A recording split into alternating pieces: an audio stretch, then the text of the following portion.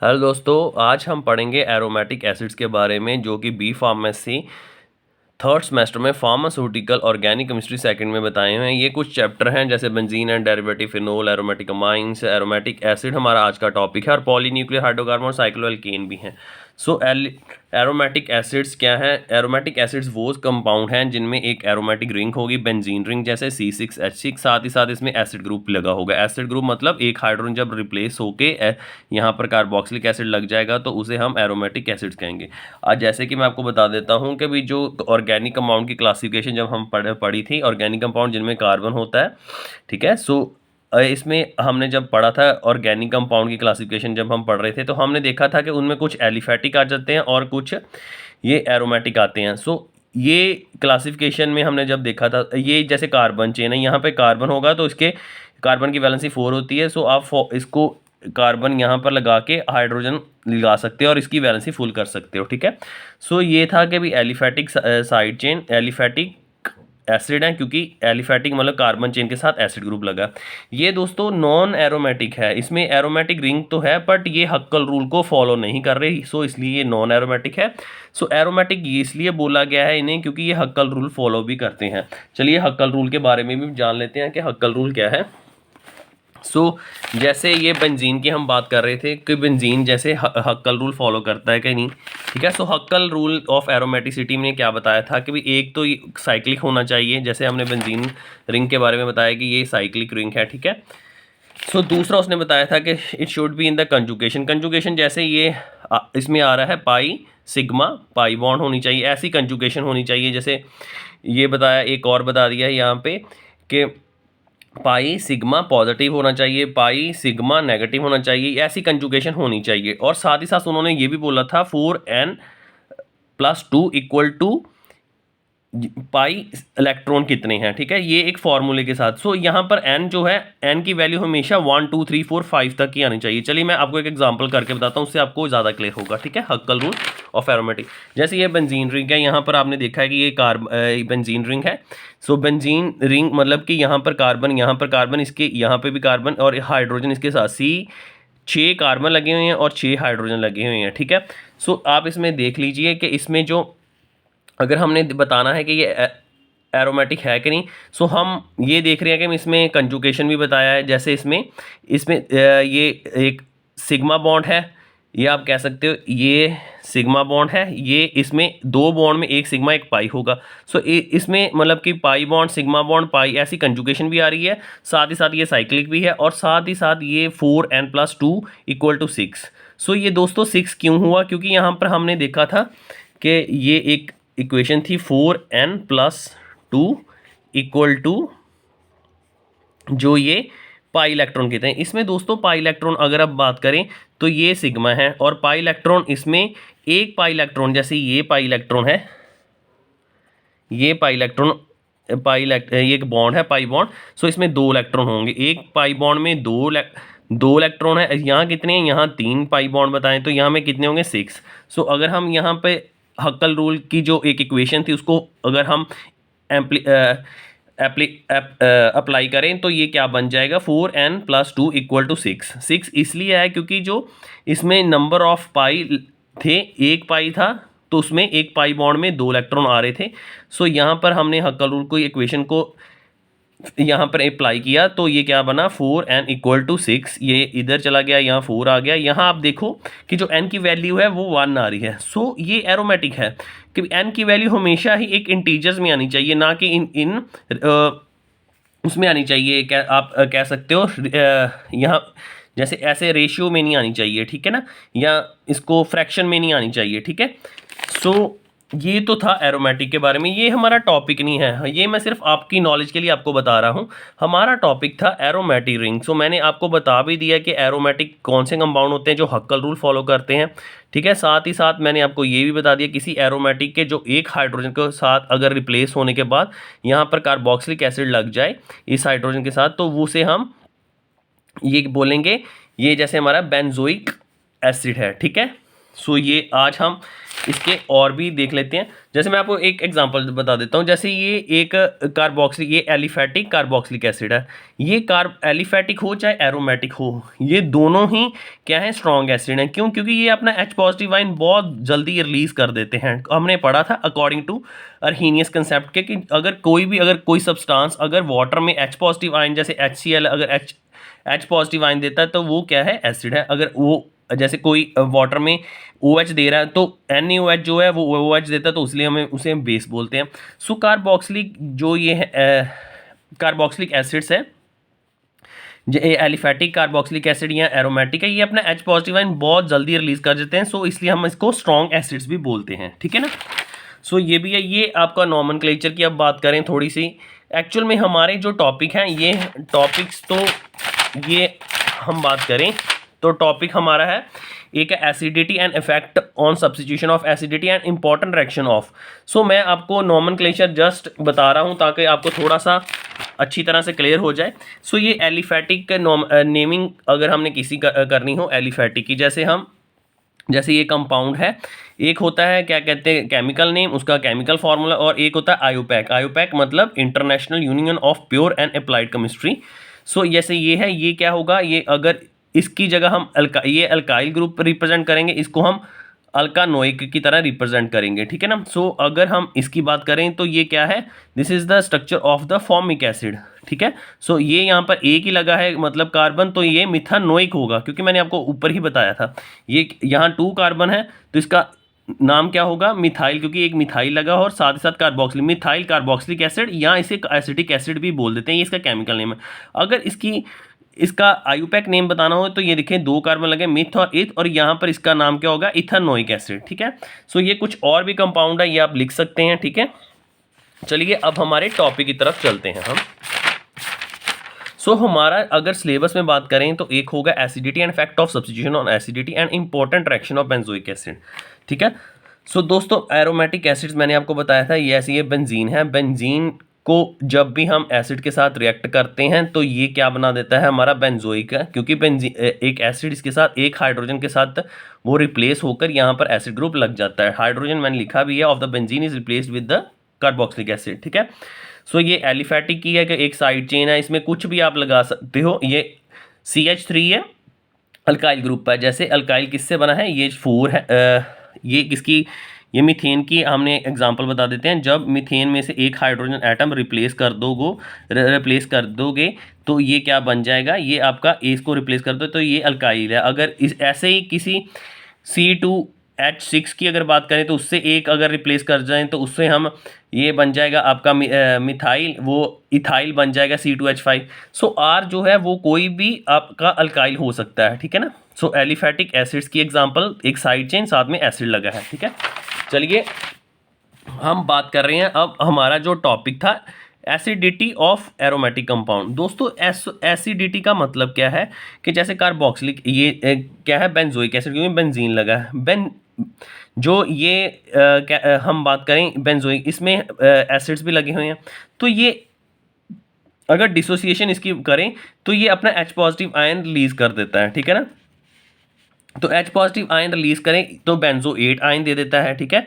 सो ये एसिड ही है, ठीक है ना। सो हमने करना है कि effect of the aromatic acids, कि जो एसिडिटी का क्या इफेक्ट पड़ रहा है एरोमेटिक एसिड पे, ठीक है ना। सो जैसे मैं आपको बता देता हूँ कि जैसे ये बेंजीन है, बेंजोइक एसिड है। सो इसमें क्या है, ये H पॉजिटिव अपना आयन दे रहा है और बेंजोएट आयन बना रहा है।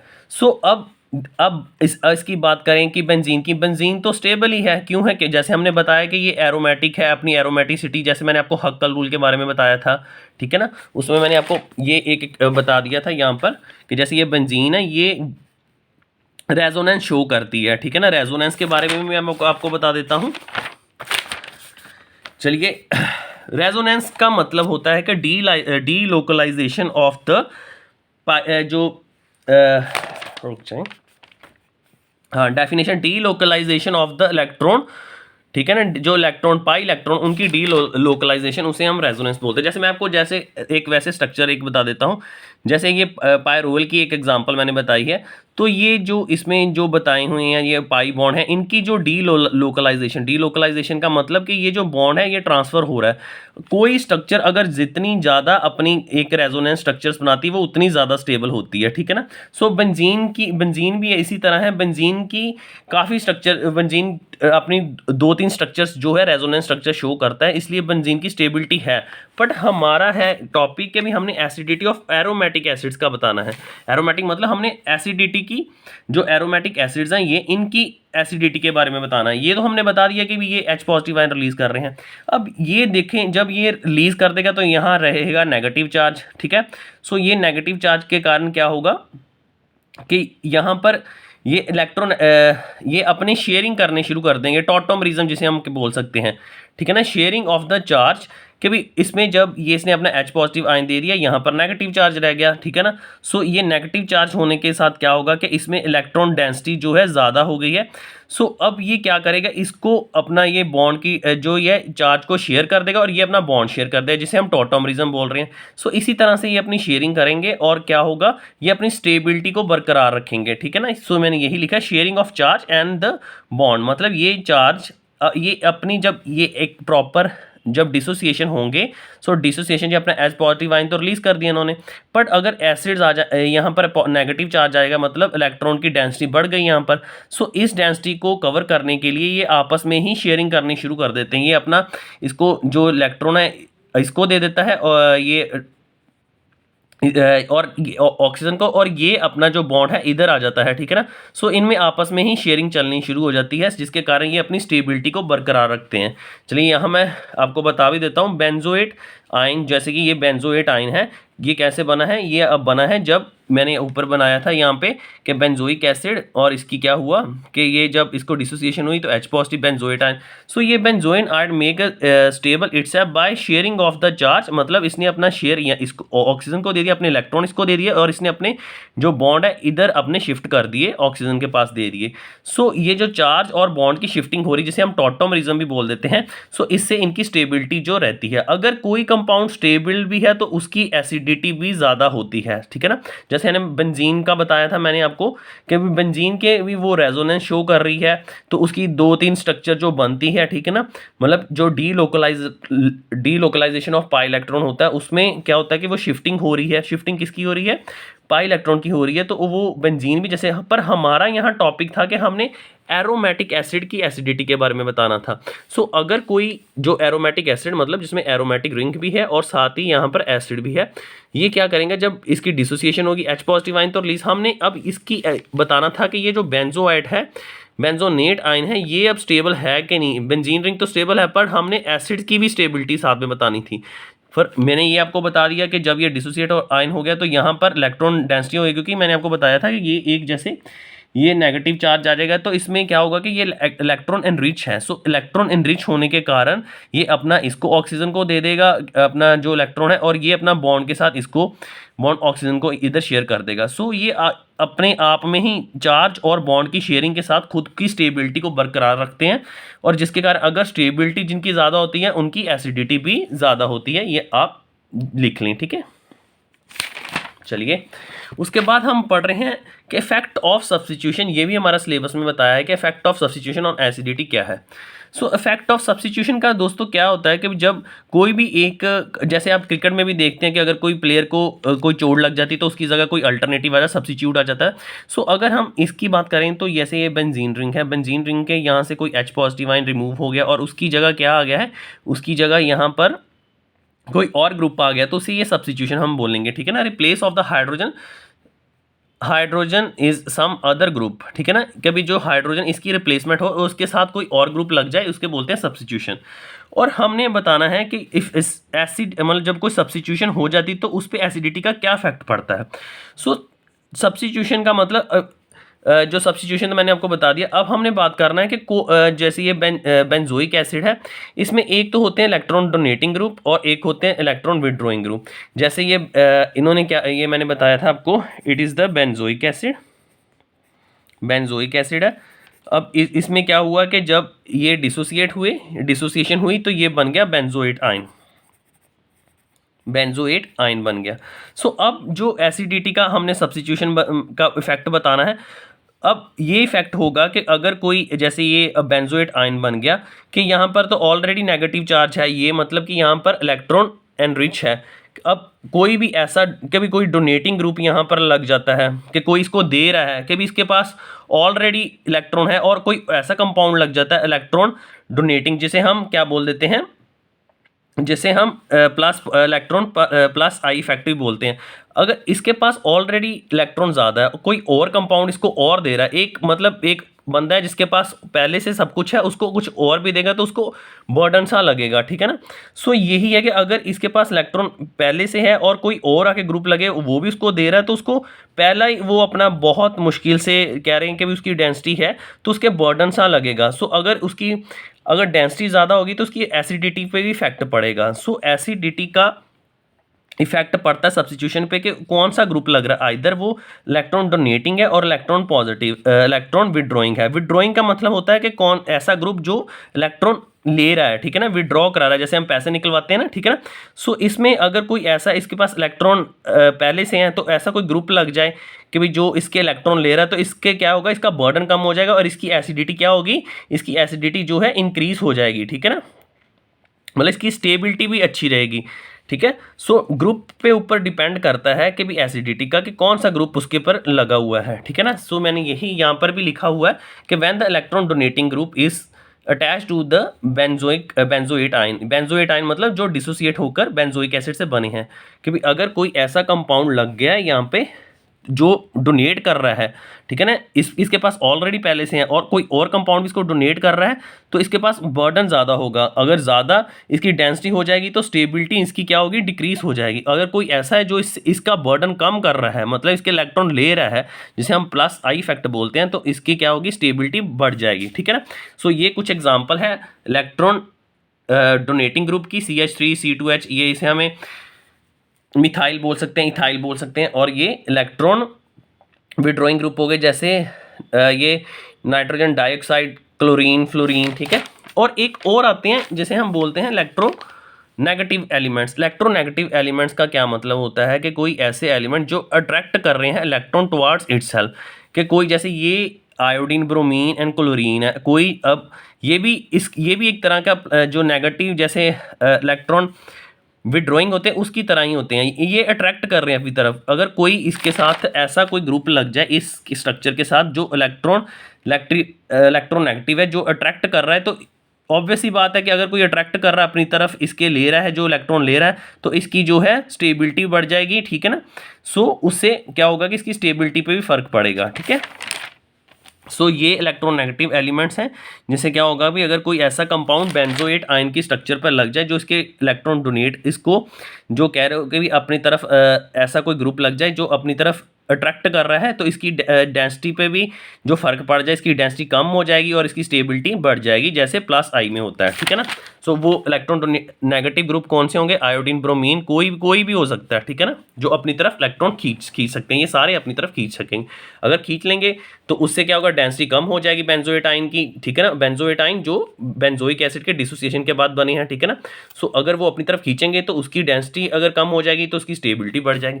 दोस्तों कुछ और भी रिएक्शंस हैं, जैसे इंपॉर्टेंट रिएक्शन है, ये भी पेपर में सिलेबस में बताए हुए हैं, ठीक है ना। जैसे important reaction of benzoic acid के साथ कभी जब हम सोडियम बेंजोएट सॉल्ट फॉर्मेशन, जैसे ये सॉल्ट फॉर्मेशन करता है, बेंजोइक एसिड को जब हम NaOH के साथ ट्रीट करते हैं तो क्या होता है कि यहाँ से H रिमूव हो जाता है।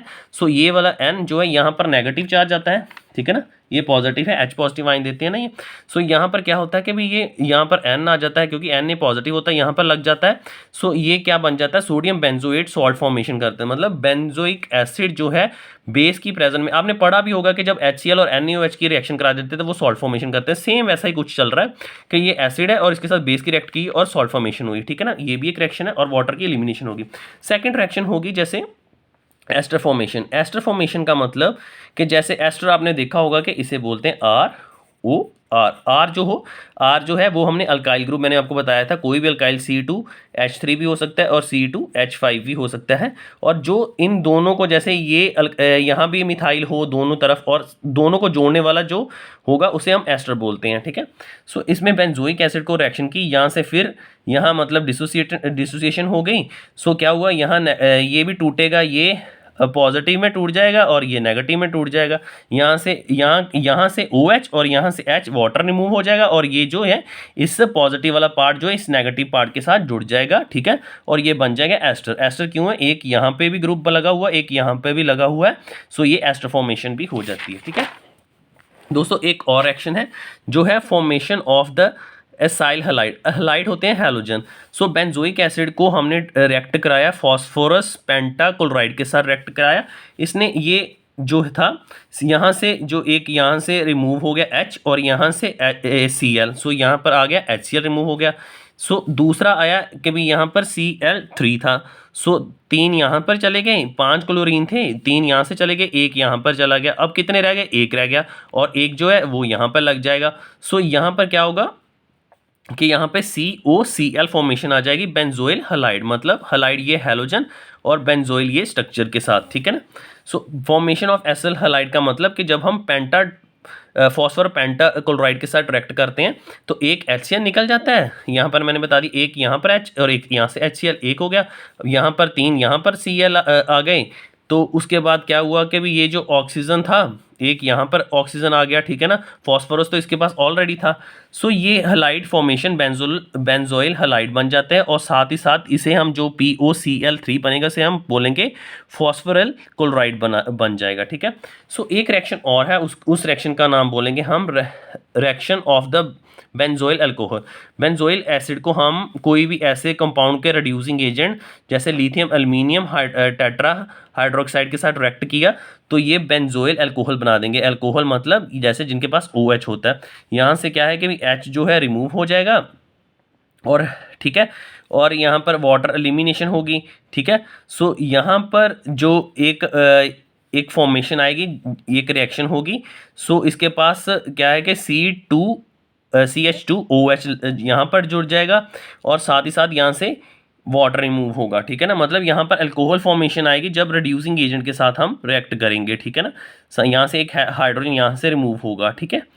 सो आप यहाँ पर रिएक्शन, क्योंकि H यहाँ पे भी आ जाएगा, CH2 है, यहाँ पर 2 आ जाएंगे और OH यहाँ तो ऑलरेडी O एक रह जाएगा, ठीक है ना, एक तो H रिमूव हो गया।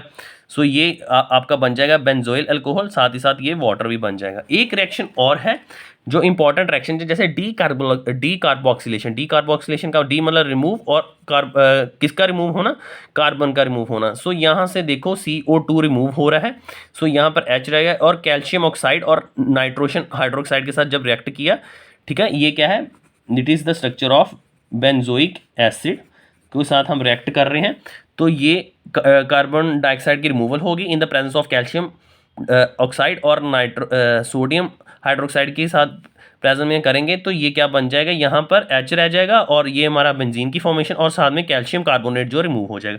सो ये कुछ रिएक्शंस थे जो इंपॉर्टेंट रिएक्शंस थे, आप इसको नोट कर लें, ठीक है। ये रिएक्शन है डीकार्बोक्सिलेशन कहते हैं इसे। एक हमने रिडक्शन की है। रिडक्शन का दोस्तों मतलब क्या होता है कि जब भी हम ऑक्सीडेशन होता है कि भी हम ऑक्सीजन की एडिशन कर रहे हैं और रिमूवल कर रहे हैं हाइड्रोजन की। रिडक्शन मतलब कि एडिशन ऑफ द हाइड्रोजन और रिमूवल ऑफ ऑक्सीजन, ठीक है ना। सो यहाँ पर क्या हो रहा है, रिड्यूस हो रहा है। सो क्या है कि भी हाइड्रोजन जो है यहाँ पर रिड्यूस होगा। सो यहाँ पर ये देखें हाइड्रोजन एक था तो अब इस पे एडिशन हो रही है, हाइड्रोजन ऐड हो रहे हैं, इसलिए हम इसको रिडक्शन बोल रहे हैं, ठीक है। सो बेंजोइक एसिड पे यहाँ पर जब हमने रिड्यूसिंग एजेंट ये इसको यूज़ किया तो यहाँ पर हाइड्रोजन यहाँ पर और लग जाएंगे, ठीक है ना। CH2 और OH आ जाएगा। OH यहाँ पर क्योंकि ऑलरेडी इसके पास O तो है ही है, ठीक है ना, और एक और H लग जाएगा, ठीक है। 3 H यहाँ से यहाँ पर लग जाएंगे, 2 तो इसके पास लग गए और एक साथ साथ यहाँ पर भी लग गए इसके साथ। सो बेंजोइल अल्कोहल आ जाएगा क्योंकि OH4 ये रिप्रेजेंट कर रहा है बेंजोइल अल्कोहल के साथ, ठीक है। सो ये भी एक रिएक्शन है। उसके बाद हमने ये फॉर्मेशन ऑफ एसाइल हैलाइड की। हैलाइड मतलब हैलोजन। सो यहाँ पर मैंने आपको बताया था कि ये जो 5 थे, एक जो था एक HCl पे निकल गया जो क्लोरीन था, एक यहाँ पर, 3 यहाँ पर निकल गए और एक यहाँ पर अटैच हो गया, ठीक है। सो ये था बेंजोइल हैलाइड। उसके बाद हमने एस्टर फॉर्मेशन की, मैंने आपको एस्टर की यहाँ भी बता दिया। सो दोस्तों यही था आज का टॉपिक। सो इम्पॉर्टेंट रिएक्शंस थी कुछ, ये आप नोट कर लें, ठीक है। और उसके बाद हमने ये कुछ रिएक्शंस ये इसके बारे में भी बताया था कि सब्स्टिट्यूशन का इफेक्ट क्या पड़ता है, ठीक है। ये आप सारा नोट कर लें एक बारी, और उसके बाद आप नोट करके, ठीक है। सो फैक्ट ऑफ सब्स्टिट्यूशन मतलब सब्स्टिट्यूशन का जब कोई हाइड्रोजन एटम कोई बेंजीन रिंग से रिमूव हो जाता है, सो ठीक है, यहाँ से रिमूव होगा और कोई और जाके लग जाएगा, तो उसका एसिडिटी पे क्या फ़र्क पड़ता है, ठीक है ना। सो ये मैंने बताया था कि जो अगर कोई कंपाउंड यहाँ से रिमूव हो रहा है तो वो डिपेंड कर रहा है कि भी यहाँ पर मैंने आपको जैसे बताया था कि ये डिपेंड कर रहा है कि भी इस पर जो जब इसको ये डिसोसिएट होगा, ठीक है ना, तो ये क्या बन जाएगा, बेंजोएट आयन बन जाएगा। सो यहाँ पर कौन सा ग्रुप लग रहा है इसके ऊपर डिपेंड करता है कि अगर वो इधर डोनेटिंग होगा तो वो इसको पहले से इसके पास इलेक्ट्रॉन ये मतलब नेगेटिव चार्ज इसके पास इलेक्ट्रॉन है और देगा, तो इसके पास ओवरबर्डन हो जाएगा, जिसके साथ स्टेबिलिटी भी खराब हो जाएगी। स्टेबिलिटी के साथ इसकी जो है स्टेबिलिटी खराब, इसकी एसिडिटी भी क्या होगी, इसकी एसिडिटी भी जो है इंक्रीज होगी, ठीक है ना। सो अगर कोई ऐसा कंपाउंड जो इसके पास जैसे बेंजोएट आयन के पास इसके पास कोई कुछ पहले से कोई अच्छा कंपाउंड लग जाए जैसे नेगेटिव, जैसे कि इलेक्ट्रॉन विड्रॉइंग जो इसे ले रहा है, इसकी क्या है कि डेंसिटी कम कर रहा है, उससे क्या होगा कि एसिडिटी डिक्रीज हो जाएगी, स्टेबिलिटी बढ़ जाएगी। ऊपर अगर कोई हम बात करें जैसे हमने इसके बताया था कि पॉजिटिव ग्रुप जैसे किसी बेंजीन में लग जाता है, बेंजोइक एसिड में लग जाता है, सो अगर इसके पास ऑलरेडी है कोई ऐसा लग रहा है कोई इसको और डोनेट कर रहा है, इसकी डेंसिटी बढ़ जाएगी, डेंसिटी के साथ क्या होगी, इसकी स्टेबिलिटी इसकी एसिडिटी भी बढ़ जाएगी और इसकी स्टेबिलिटी जो है वो डिक्रीज हो जाएगी। बट अगर हम इसकी बात करें इलेक्ट्रॉन विड्रॉइंग की कि कुछ इसको ले रहे हैं, तो वो क्या करेगा कि उसकी मतलब कि यहाँ पर ये इसके इलेक्ट्रॉन ले रहा है, तो इससे क्या है कि इसकी डेंसिटी कम हो जाएगी और डेंसिटी कम हो जाएगी इसकी, तो इसकी एसिडिटी भी डिक्रीज हो जाएगी, उसकी स्टेबिलिटी भी बढ़ जाएगी, ठीक है ना। सो यही था टॉपिक आज का। आप बताएं आपको कैसा लगा है, ठीक है, आपको कैसी लगी है वीडियो, और आप चैनल को सब्सक्राइब करें, कमेंट करें, ठीक है। Thank you.